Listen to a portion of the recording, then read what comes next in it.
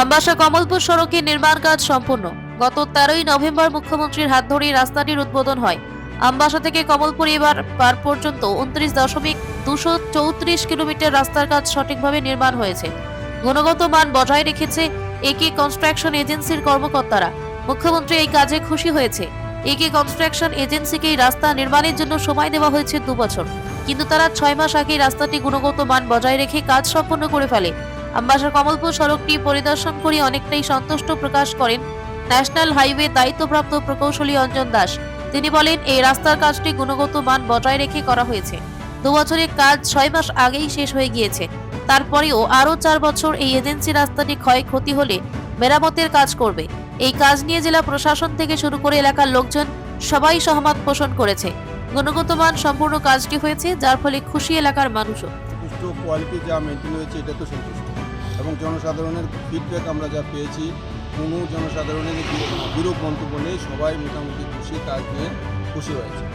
শুরুতে কিছু একটা শুরু করতে কাজ যাওয়ার সমস্যা একটু দেখা দিয়েছিল, কিন্তু সেই সত্যি আমরা খুব সুন্দরভাবে জনসাধারণের সহযোগিতা পেয়েছি, প্রশাসনেরও সহযোগিতা পেয়েছি।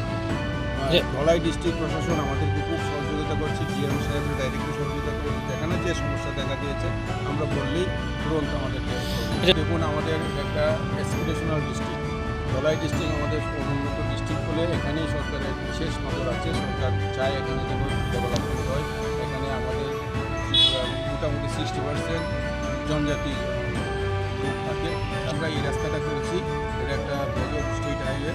আর একটা আমাদের কাছে পরিকল্পনা আছে, একটা তো এখন চলছে, গঙ্গানগর থেকে কন্ডাচড়া রাস্তা আমরা ইন্টারমিডিয়েট লেন করবো। এটা কাজ শুরু হয়েছে, আজকে শিলান্যাস হয়েছে। আমরা কয়েকদিন আগে শুরু করেছিলাম কাজটা, শিলান্যাস আজকে হয়েছে। এটা আমরা 2 বছর টার্গেট নিয়েছি। গঙ্গানগর থেকে কন্ডাচড়া মার্কেট পর্যন্ত আমরা 5.5 মিটার রাস্তা করবো, ইন্টারমিডিয়েট লেন। আর আরেকটা প্রজেক্ট আমাদের আছে আমবাসা থেকে গঙ্গানগর, সেই প্রজেক্টও আমরা ডোনার মিনিস্ট্রিতে পাঠিয়েছি।